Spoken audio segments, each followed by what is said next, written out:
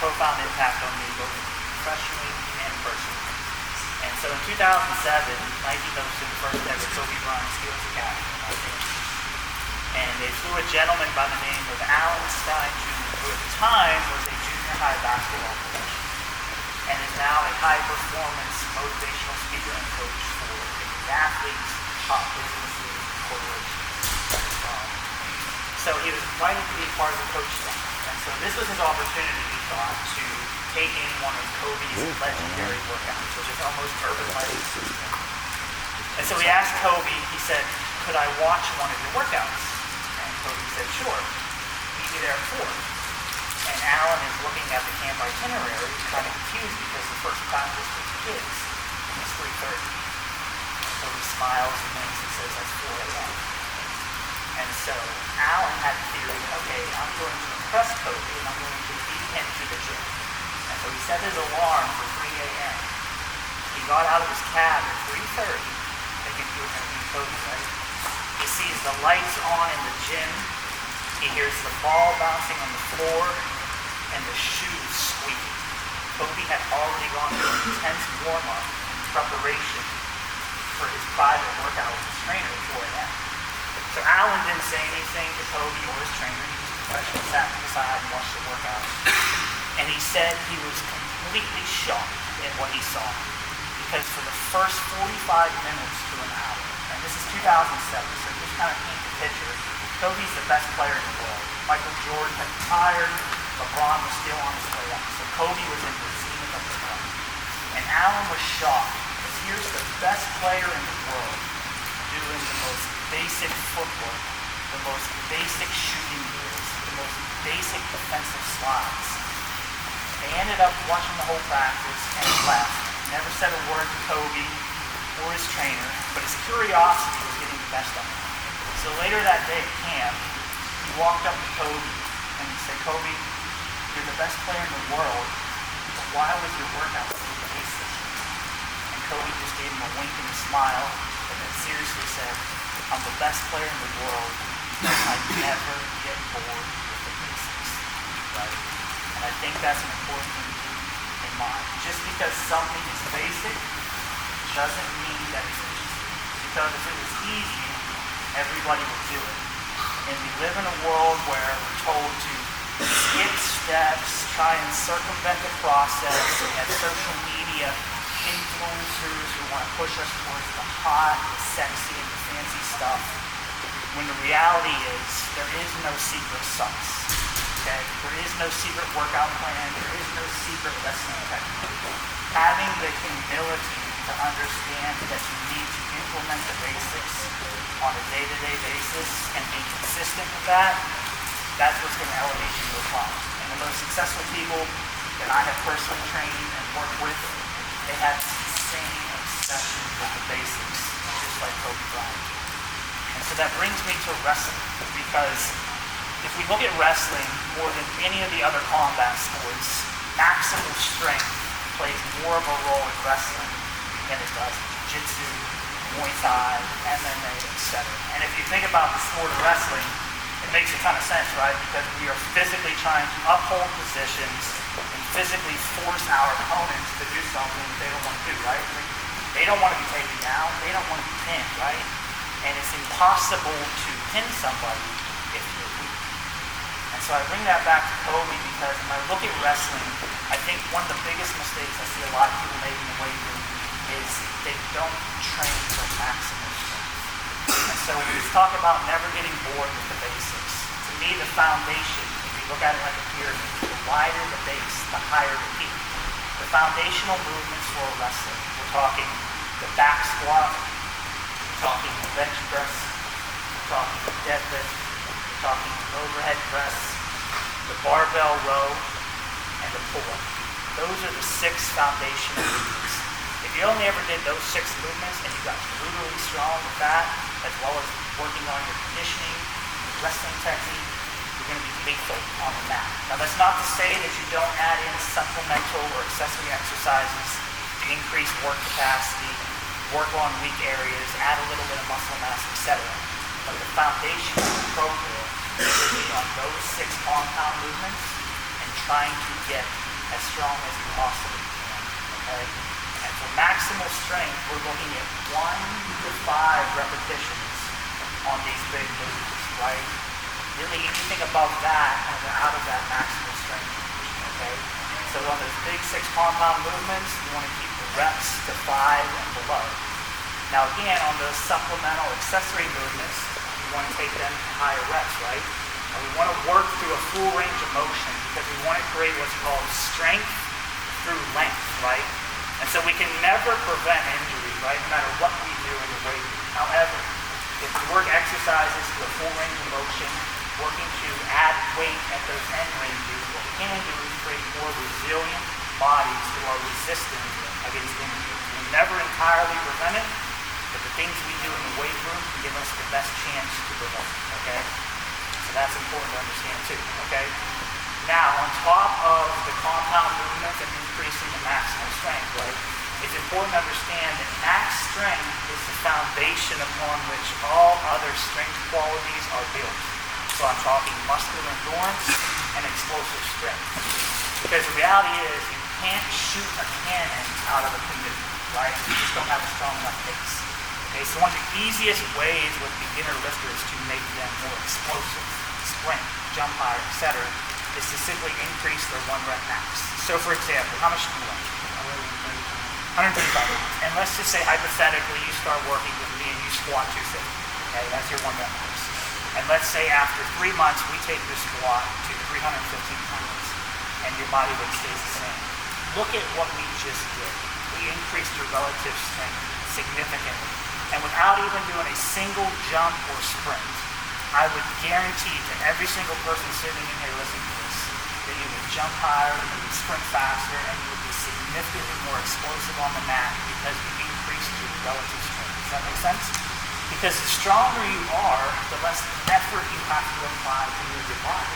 And so that's another thing that's beautiful about it when we talk about muscular endurance. The stronger you are, the less effort and energy you have to utilize to move your body. So you're able to be more efficient when you're on the mat wrestling with something, okay? And so my recommendation would be to have 2 to 3 total body strength sessions a week in the off season, focusing on getting stronger in those big 6 compound movements. I would also recommend sprinting twice a week, jumping twice a week, and throwing the medicine ball twice a week, okay? Because those explosive movements, sprints, jumps, medicine ball rolls, they excite the central nervous system, and the more powerful central nervous system we create, the more strength capacity we have, okay? So 2 to 3 total body sessions a week, focused around those big 6 compound movements with sprints, jumps, and throws, okay? We do those things consistently year-round on top of practicing the wrestling technique, increasing your aerobic capacity, anaerobic capacity. You're going to be lethal on the mat. Now, ideally, I would say this too. If you have an ability to do this, I would separate your lifting and your wrestling workouts by 6 to 8 hours if possible, with the lifting session actually coming first. I understand sometimes life and schedule get in the way, and that's not entirely possible, but ideally you would want to lift weights before you did your wrestling workout, if that makes sense. Because trying to go into the gym, squat heavy, deadlift heavy, bench heavy, jump high, run fast, etc., is going to be awfully difficult whenever you've already just fatigued yourself in a very hard wrestling workout. Okay? So now that we kind of have that in place, I want to open up the floor any of you guys if you have any questions about this, because I do have sample workouts here that you're all going to get. It's a total body session, kind of gives you an idea of what it should look like in your weight room whenever you go in there. So does anybody have any questions about it? Yeah. Yeah, so to me the 6 compound movements are going to form the foundation, right? The pyramid, right? The base of your pyramid. We're talking the back squat, the bench press, the deadlift, the overhead press, the barbell row, and the pull-ups. What was that last one? The pull-ups, yeah. Pull-ups. And within those 6 exercises, obviously you have lots of variations, right? You could do incline bench press instead of flat bench press. You could do a back squat and a front squat, right? You could do a conventional deadlift. You could do a rack pull. You could do a behind the neck press. You could do an overhead press that's on the bottom. You could do a pen lay row. You could do a basic barbell row. You could do chin-ups with the palms facing, pull-ups, palms facing away. So you do have variation within those 6 movements. But I would start with those 6 and progress them. And like I said, keep the reps between 5 and below. And it's also important too, so like let's say you guys leave camp today, right? And you get ready to start the new strength and conditioning program. Well, in order to know that the program is actually working, you need to have some exercise indicators, right? And some assessments that you can come back to after 3 or 4 months and see, okay, is this program actually working? So even though we're not covering conditioning today, I am going to include what I believe are key exercise indicators and assessments for a good wrestling strength and conditioning program. So when it comes to conditioning, I'm a fan of, before you start your strength and conditioning program, find out what your best 2-mile row is. Not a run, but your best 2-mile row. How fast can you row 2 miles? Okay? That's going to give us an idea of how fit you are aerobically right now. And then to test your anaerobic capacity, how fast on an assault bike or an eco bike can you get to 21 calories, right?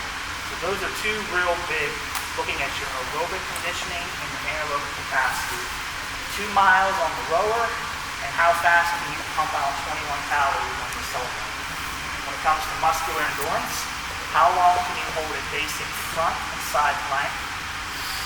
Okay, how many pull-ups can you do to failure? And how many push-ups can you do to failure? And we're talking explosive power. How far can you do an overhead medicine ball throw? How fast is your 10-meter sprint? Okay, and what is your broad jump? Those are the 3 exercise indicators and assessments for explosive power. And then for maximal strength is, what is my starting 1 rep max in the back squat, the bench press, and the deadlift. So don't do all of them the first week, obviously, but over the first 3 weeks of your program, test those indicators, right, and those assessment tests, and then come back to that 3 to 4 months later and see where you are, because that's obviously how we track progress, right? So it's key to have exercise indicators and assessment tests built in within your program so we know if we're actually going in the right direction, okay? Any other questions? Yeah. What would you have to, do you have anything that can help you with, like, I felt a little bit low gym. It's only got like 2 machines, the treadmill and the pro gym machine. Yeah. Would you have any, would you have things that have You want to have a home gym and stuff like that? Yeah, I just have really the pro gym and the nearest actual gym that has any of the things that you said is about 30 minutes. Yeah, so come up to me after the end of the session, and I'll kind of talk about some things that you can do from home and stuff, okay? Because we can definitely come up with something for you. Because something is obviously better than nothing, right? So there's basic body weight exercises that you can do, and then I don't know what exactly all the equipment you have in your home gym, but if you tell me what is available to you, I can help you put together something that will actually work with what you have. What's your opinion on like the searchers squat? Yeah, love the Zerchers. To me, that's one of the top. I would say Zerchers are one of the top like supplemental exercises for a wrestler. I mean, it's upper body strength, right? I'm a huge fan of Zercher squats. I love Zercher RDLs. I think that's super specific. So when we talk like a Zercher RDL, you're carrying like a traditional RDL is a hip hinge, right? Where we're doing this with the barbell in front. Same concept, but with the Zercher, we get the rounded back, and everything is the same. We're just pushing the hips back. Carrying in a Zercher position, very specific to wrestling. Obviously, we're going to work the backside, while obviously increasing our upper body strength. So, huge fan of any Zercher-related movement. You can do a Zercher from pins, right? So, like a Zercher deadlift. Yeah. Huge fan of Zercher squats, Zercher RDLs. I wouldn't use them as the main movement of the day, but after you got done, you can say like heavy front or back squats as a supplemental exercise. Love Zercher squats, love Zercher deadlifts. You can even do like exerture lunges and stuff like that, exerture step ups. So yeah, that is a fantastic supplemental exercise for wrestlers. Anyone else? Yeah. What's your ideal split? Yeah, so I would say this. So if you're going to train 2 to 3 times a week, like total body, and you want to separate them by about 48 hours, right? And think of it in like a high-low sequence, right? So if you're training 5 days a week, right? Your high-intensity stuff, the sprints, the jumps, the medicine ball throws, the heavy lifting, the really hard conditioning where like you land on the floor, right? That's all going to be on one day. That's your high-intensity day, right? So that's the one that's going to be very challenging on the central nervous system, right? On the other days, say like Tuesday and Thursday, that's where you do more of like the aerobic capacity work, the lower intensity stuff that, while yes, it's challenging to the musculature, it's not challenging to the central nervous system. So I'm a big fan of the high-low sequence. That was actually invented by the late, great Charlie Francis, who was a Canadian sprint coach. And it's just a great way to periodize your training and prioritize, okay, these are all the high-intensity elements on one day, and then these are all the lower-intensity elements on another day. And it's a great way to fight off fatigue, right, and not overtrain. So that would be my recommendation. And then I will say this, if you are a wrestler looking to go up a weight class, right, you want to get bigger, you want to add more muscle mass, then I actually recommend 4 days a week.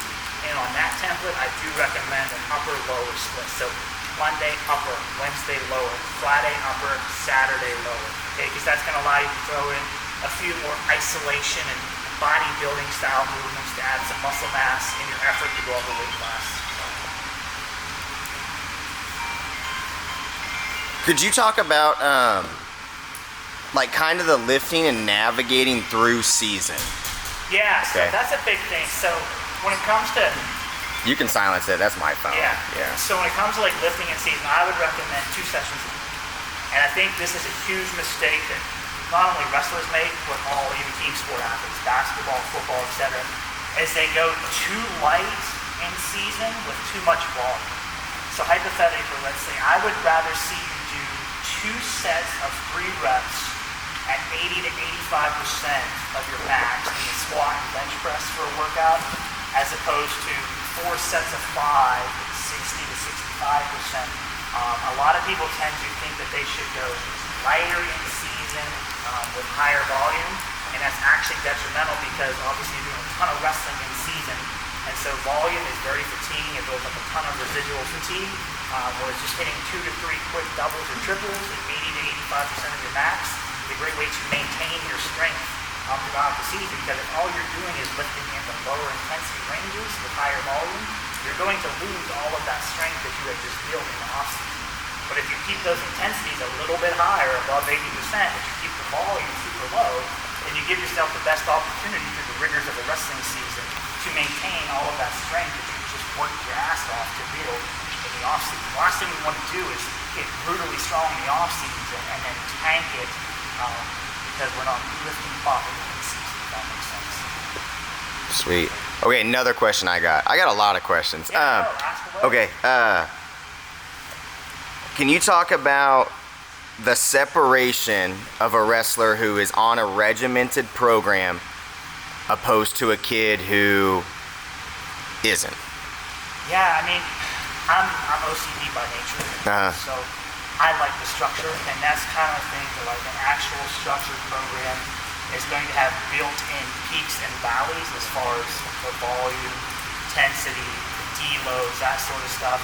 Whereas if someone is just printing something off the internet and following this workout on Monday, this workout on Wednesday, well, they tend to clash, right? It's like a conflict of interest, right? Whereas a properly structured program is going to have intermittent periods of higher volume, lower intensity, with other periods of higher intensity, lower volume, and then also the frequency is going to change too, because if you're in a more high volume, low intensity phase, the frequency is going to be a little bit lower.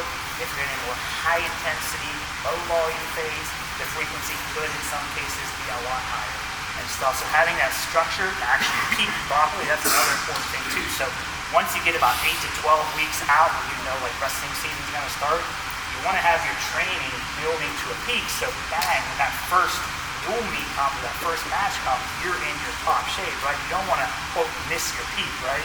You don't want to peak 2 or 3 weeks early. You know, that's the most important thing. And that's what can happen when you're just randomly picking workouts and doing this and doing that and stuff. So, and then I think this is the most important thing too. So like a lot of people when it comes to conditioning work for wrestling, they think if they're not laying on the floor feeling like they're going to die, that they're not getting anything out of it. And so I think it's important to understand that you don't have to kill yourself to get in great shape. And certainly there are times where you have to push the intensity to get that lactic capacity built up. But there is a much bigger aerobic component to wrestling than most people think, even though you maybe only have 2 to 3 minute periods, because the stronger we can make our aerobic systems through conditioning properly, the quicker we recover in between periods of wrestling. Yeah. So just like doing like Tabata intervals, for example, 20 seconds on, 10 seconds off, doing that as your only sole source of conditioning is actually going to be a one-way ticket to failure, because we actually have very little. A lot of our anaerobic capacity is very genetically limited. We can certainly improve upon it, and obviously we do things to try to do that, but it's a small improvement. Now, the aerobic energy system, we can actually improve that thing massively, right? And so the stronger our aerobic system is, A, the quicker we recover, and B, the quicker our heart rate comes down. And then when we do have to tap into that anaerobic energy system, we have like that quick 20 or 30 seconds where it's just all out and trying to physically pin somebody, you can recover quicker doing that. So there's much more room for improvement when it comes to aerobic conditioning versus anaerobic conditioning. So don't get caught up in that mindset of having to think you always have to do high intensity interval training. There's certainly a time and a place for that, but that's actually going to be a little bit closer towards the start of the season. Yeah. So once you're about 6 to 8 weeks out from like the actual beginning of wrestling season, that's when you really want to start nailing down like that anaerobic lactic capacity training. Yeah. But other than that, you want to lay the foundation. Think of aerobic conditioning, same when I talk about maximum strength. The more aerobically fit we are, the higher our peak is when it comes to our anaerobic capacity. So. Nice. How do you test muscular endurance? So for me personally, there's a number of ways you can do it. There's the old pro wrestling tradition is how fast can you do 250 Hindu squats. I'm not personally a big fan of that. But as I mentioned earlier, I like to have an upper body push and an upper body pull. Okay, so how many push-ups can you do until failure? And then how many pull-ups can you do until failure? And then I like to have an assessment for the core, right? So how long can you hold a basic front plank? And then how long can you hold side planks on each side? And then, like I said, do that for the first 1 to 2 weeks, do all of your assessments and your key exercise indicators, and then come back, like I said, 3 months later, and test all of them out. Obviously, hopefully, if you had a properly structured program, you see some pretty significant improvements in all of those assessments. And then how do you feel about calisthenics versus bodyweight training? Sorry, versus weight training? I mean, well, obviously pull-ups, is calisthenics, that's bodyweight training. If you're just starting out and like you're very weak, like an absolute beginners, like very young kids that I've worked with, we really don't touch the barbell right away, right? We want to make sure that we can handle our body weight. The only issue with when you're more advanced, like most of you guys are fit, right? The only issue when it comes to body weight is you really can't build true maximal strength with just body weight training. Now it's phenomenal to throw in as like accessory movements for higher reps, working on that muscular endurance. But we really can't tap into that central nervous system and increase maximal strength in the way that we want to when we're just utilizing body weight exercises. That's where we have the benefit of the barbell and that external resistance to build that maximal strength. But by all means, you definitely want to do both.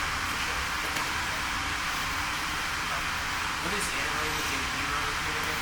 Yeah, so anaerobic is basically without oxygen, right? So like, you can only produce the anaerobic system can only produce for anywhere from 30 to 60 seconds, right? Before like the lactic acid right? And stuff. Whereas aerobically, it never happens, right? Because the intensity is much lower. So for example of an aerobic workout would be cardiac output. And so what that does is that increases the strength of your left ventricle in the heart and allows the heart to pump blood faster.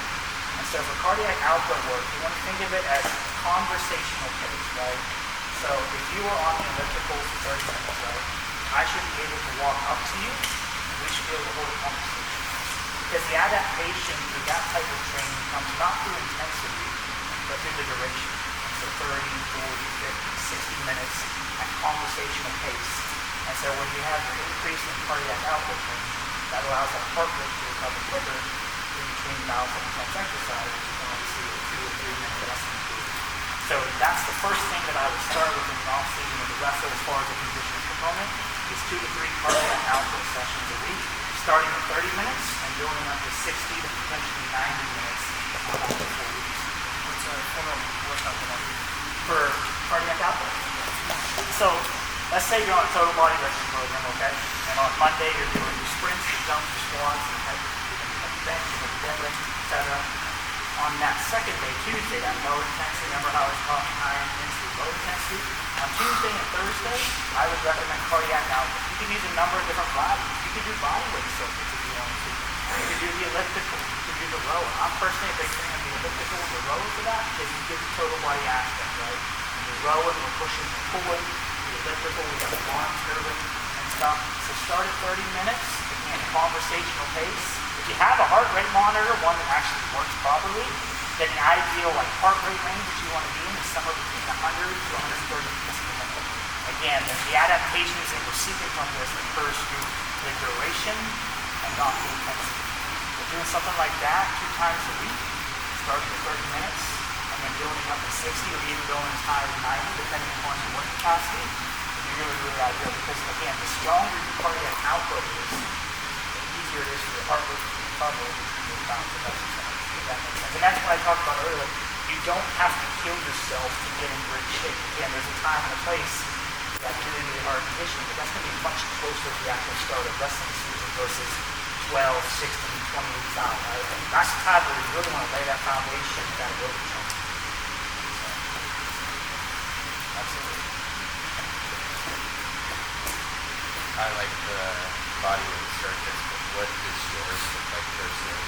Like my cardiac output training? Yeah, so I actually did cardiac output today actually. So I was 40 minutes on the elliptical, and then I did a little medicine ball circuit for 15 minutes after that. So, but yeah, I like to stick to the elliptical and the rower for my cardiac output work. Sometimes I will do like a higher incline treadmill walk, 15 degrees at like 1.8 to 2 miles per hour. But I like the total body aspect of the elliptical and the rower for my cardiac output training. So, and that's just really in general, like for me, like I would recommend because running is so hard on the joints. It's actually harder on the joints than like heavy lifting. I think like the rower and the assault bike are probably like the 2 best conditioning tools for wrestlers to utilize. Just because it's low impact, it saves the joints, and you still get a hell of a workout and create all of the adaptations that you're seeking to do. So. Can you talk about like the correlation between the lifting and the diet together?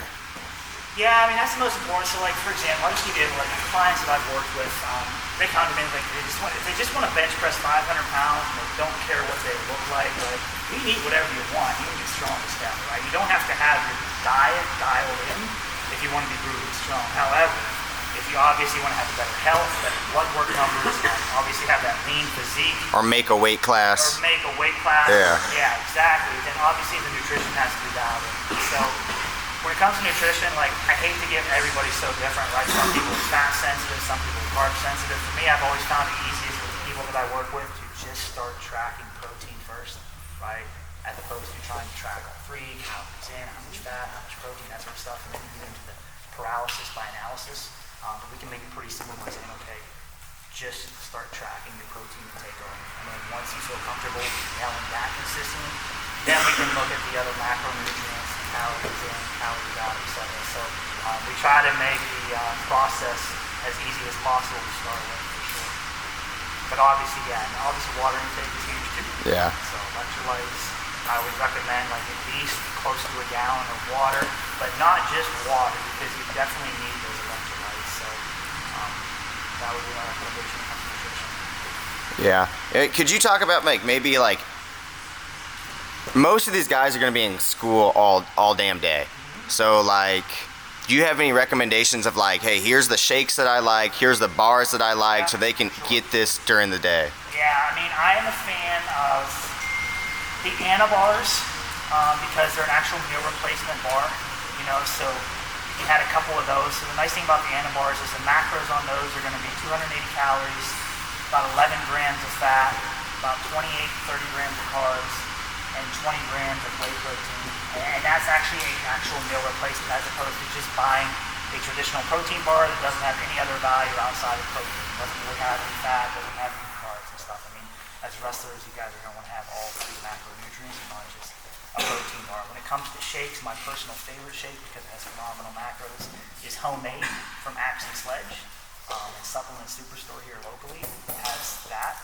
Again, it's really nice because it has MCT oils in it, which helps with digestion. So it's got 9 grams of fat.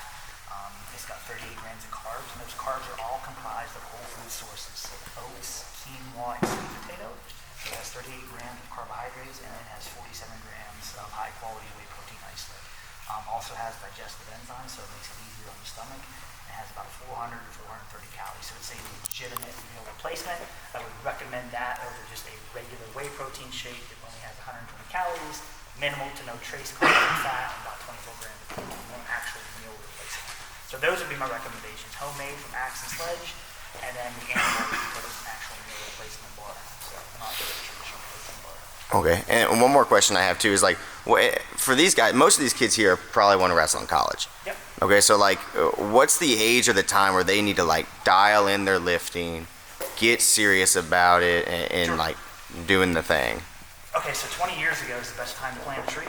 Yeah. The next best time is today. Yeah. And so I would start the day after this camp, right? If you're truly serious about it, right, you become insanely obsessed with basics. And old studies have shown that the best predictor of success in wrestlers is actually strength. And comparing elite versus non-elite wrestlers, elite wrestlers had greater isometric back and leg strength, far greater grip strength, and they were significantly stronger in both the back squat and the bench press, which again, if you think about the sport of wrestling, it's incredibly physical. It does us no benefit to be weak, right? And that's the most important thing. Weak things break. I can't stress that enough, right? Weak things break. Strength is never a weakness. You can't go wrong being strong. Cool. Any questions? All right.